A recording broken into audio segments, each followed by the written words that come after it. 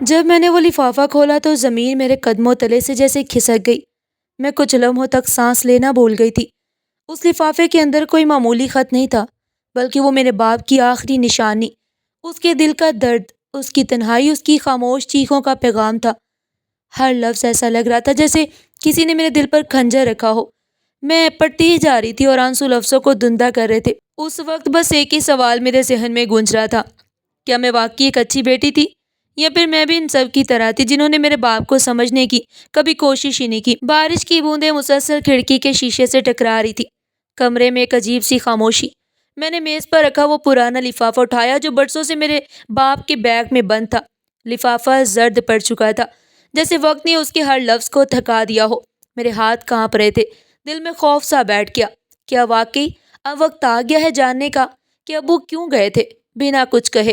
14 سال پہلے میں صرف 10 سال کی تھی جب امی اس دنیا سے چلی گئی، اور ابو نے مجھ سے وعدہ کیا تھا کہ میں تمہیں کبھی ماں کی کمی محسوس نہیں ہونے دوں گا۔ لیکن قسمت کو شاید وہ وعدے پسند نہیں آئے۔ امی کے جانے کے بعد ابو بالکل بدل گئے تھے، چپ چاپ، خاموش، جیسے کسی اندرونی آگ میں چل رہے ہوں۔ میں اکثر ان سے پوچھتی، ابو آپ اداس کیوں رہتے ہیں؟ اور وہ بس اتنا کہتے، بیٹا کچھ زخم بولتے نہیں، بس دل میں رہ جاتے ہیں۔ ان کی آنکھوں میں ایک عجیب سی اداسی چھپی ہوتی، جیسے وہ مجھ سے کچھ کہنا چاہتے ہوں، مگر ہر بار اپنے جذبے کو قید کر لیتے۔ میں ان کے قریب بیٹھتی تو وہ میرا سر سہلا کر مسکرا دیتے، مگر وہ مسکراہٹ آنکھوں تک نہیں پہنچتی تھی۔ مجھے لگتا جیسے ابو کے اندر کوئی بھاری طوفان بند ہے جو کبھی پھٹ کر سب کچھ بہا لے جائے گا، اور میں اس طوفان سے بے خبر ایک ننھی سی کشتی کی طرح ان کے دل کے سمندر میں بھٹک رہی تھی۔ ایک دن اسکول سے لوٹی تو گھر کا دروازہ کھلا تھا۔ اندر داخل ہوتے ہی ایک عجیب سا سناٹا محسوس ہوا، جیسے دیواریں بھی کچھ کہہ رہی ہوں۔ میں نے آواز دی، ابو کہاں ہیں آپ؟ مگر کوئی جواب نہیں آیا۔ کمرے میں گئی تو میز پر ایک لفافہ رکھا تھا جس پر میرا نام لکھا تھا۔ میرے ہاتھ خود بخود کانپنے لگے، دل میں انجانا سا خوف اتر آیا۔ لفافے پر لکھا تھا، میرے جانے کے بعد یہ کھولنا۔ میں وہیں کرسی پر بیٹھ گئی، سانس رکنے لگی، لفظ دھندلا گئے۔ میں دروازے کی طرف بھاگی، گلی میں نکلی تو محلے والے جمع تھے۔ سب کی آنکھوں میں ہمدردی کم اور تجسس زیادہ تھا۔ کسی نے کہا، تمہارے ابو پاگل ہو گئے تھے، کچھ دنوں سے بہت خاموش تھے۔ ایک اور بوڑھی عورت بولی، بیٹے یہ دنیا بہت ظالم ہے، اپنے نصیب سے لڑنا چھوڑ دو۔ ان کی باتیں میرے کانوں میں زہر بن کر اتر رہی تھی۔ میرا دل چیخ رہا تھا، ابو پاگل نہیں، وہ بس تھک گئے ہوں گے۔ میں روتی رہی، چیختی رہی، ہر دروازہ کھٹکھٹایا، ہر راہ دیکھی، مگر ابو واپس نہ آئے۔ اس دن شام بہت لمبی تھی، جیسے سورج بھی ان کے ساتھ ڈوب گیا ہو۔ وقت ایسے ہی گزرتا گیا، میں بڑی ہوگی، مگر دل کے کسی کونے میں ابو کے لفظ اٹکے ہوئے تھے۔ میرے جانے کے بعد وہ جملہ میری روح میں پیوست ہو گیا تھا، جیسے ہر دھڑکن کے ساتھ وہ الفاظ میرے اندر گونجتے رہتے ہوں۔ زندگی آگے بڑھ گئی تھی، مگر ابو کی یاد ایک زخم بن کر ساتھ رہی۔ میں نے کئی بار وہ لفافہ دیکھا، مگر کبھی ہمت نہیں ہوئی کہ اسے کھول سکوں۔ میں سوچتی تھی شاید جو کچھ اس میں لکھا ہے وہ میرا سکون چھین لے گا، مگر آج برسوں بعد جب بارش ہو رہی تھی اور ہوا میں وہی پرانی خوشبو گھلی ہوئی تھی جو ابو کے کپڑوں سے آتی تھی، میں نے فیصلہ کیا کہ اب وقت آ گیا ہے۔ میں نے وہ لفافہ اپنے لرزتے ہاتھوں سے کھولا۔ اندر ایک پرانا خط تھا، کاغذ کی خوشبو میں وقت کی تھکن بسی ہوئی تھی۔ میں نے آہستہ آہستہ اسے کھولا اور آنکھوں سے بہتے آنسوؤں کے درمیان لفظوں کو پڑھنے لگی۔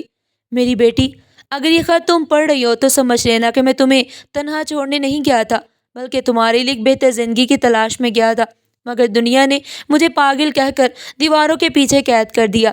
بیٹی یاد رکھنا، لوگ تمہیں کبھی ویسا نہیں سمجھیں گے جیسا تم ہو، مگر تم ان کی باتوں میں آ کر خود کو کبھی نہ کھونا۔ میں تم سے بہت محبت کرتا تھا اور کرتا ہوں، اور جب تک تم زندہ ہو کرتا رہوں گا، تمہارا باپ۔ میرے ہاتھوں سے خط زمین پر گر گیا۔ میں کچھ لمحوں تک ساکت کھڑی رہی، جیسے وقت تھم گیا ہو۔ دل میں طوفان اٹھا۔ میں نے وہ لمحہ محسوس کیا جب ابو نے شاید یہ خط لکھا ہوگا، تنہائی میں، اندھیرے میں، ان آنکھوں سے جن میں میں بستی تھی۔ میں زمین پر بیٹھ گئی، آنکھوں سے آنسو کی دھاریں بہنے لگی۔ میرے لبوں پر ایک ہی فکر تھا، ابو آپ کہاں چلے گئے؟ آپ نے کیوں نہیں بتایا کہ آپ قید تھے؟ آپ نے کیوں خود پر الزام لے لیا کہ آپ پاگل ہیں؟ میں رو رہی تھی اور اندر سے ٹوٹ رہی تھی، ہر لفظ مجھے اندر سے کاٹ رہا تھا۔ اب احساس ہو رہا تھا کہ ابو پاگل نہیں تھے، وہ تو بس تھک گئے تھے، وہ اپنے ہی دردوں کے قیدی بن گئے تھے، اور ہم نے انہیں سمجھنے کی کوشش ہی نہیں کی۔ میں نے ان کے ہاتھوں کی گرمی کو کبھی محسوس نہیں کیا جب وہ تھک کر بیٹھ جاتے، میں نے ان کے چہرے کی خاموشی میں چھپی چیخ کو کبھی سنا ہی نہیں۔ میں روتی رہی، اتنا کہ آواز بھی بند ہو گئی۔ میرے دل سے ایک ہی دعا نکل رہی تھی، کاش میں ایک بار ان سے کہہ پاتی، ابو میں آپ کو سمجھتی ہوں۔ کاش میں ان کی آنکھوں میں وہ درد دیکھ پاتی جو اب میرے دل کا حصہ بن چکا تھا۔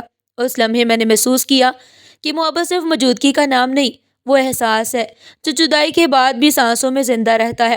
میں نے خط کو سینے سے لگا لیا، جیسے ابو کی دھڑکن محسوس کر رہی ہوں، اور آہستہ سے کہا، ابو آپ پاگل نہیں تھے، آپ بس دنیا کے شور میں کھو گئے تھے، اور میں آج بھی آپ کے ہر لفظ میں جیتی ہوں۔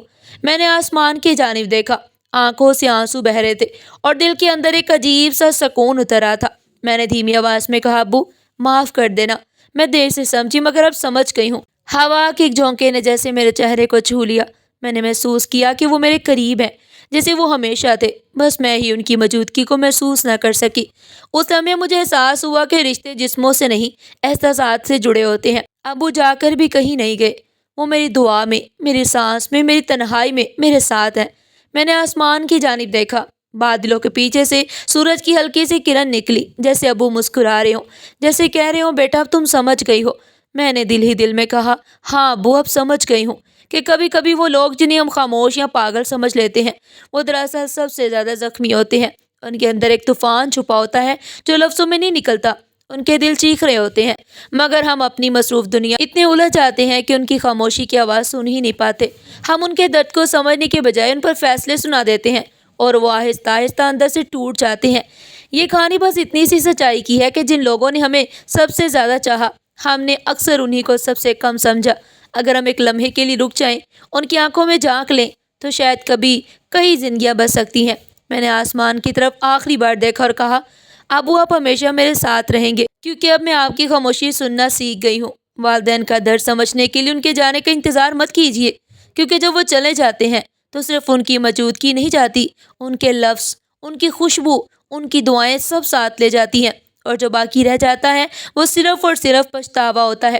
کبھی کبھی زندگی میں ایک لمحہ رک جانا کافی ہوتا ہے، بس ایک سوال پوچھ لینا، ابو آپ ٹھیک ہیں؟ اماں آپ تھک تو نہیں گئی؟ ایک بار ان کے قریب جا کر گلے لگا لینا، ایک مسکراہٹ بانٹ لینا، ساری زندگی کے دکھوں کو بدل سکتا ہے۔ ہم اکثر سمجھتے ہیں کہ وقت بہت ہے، مگر وقت کبھی نہیں ٹھہرتا، وہ تو گزر جاتا ہے، اور ساتھ لے جاتا ہے وہ چہرے جو ہمارے سائے کی طرح ہوتے ہیں، مگر ہم ان کی موجودگی کو معمولی سمجھ لیتے ہیں۔ والدین وہ درخت ہیں جو خود جل کر بھی ہمیں دھوپ سے بچاتے ہیں، اور جب وہ درخت گر جاتا ہے تو تب احساس ہوتا ہے کہ سایہ کتنا ضروری تھا۔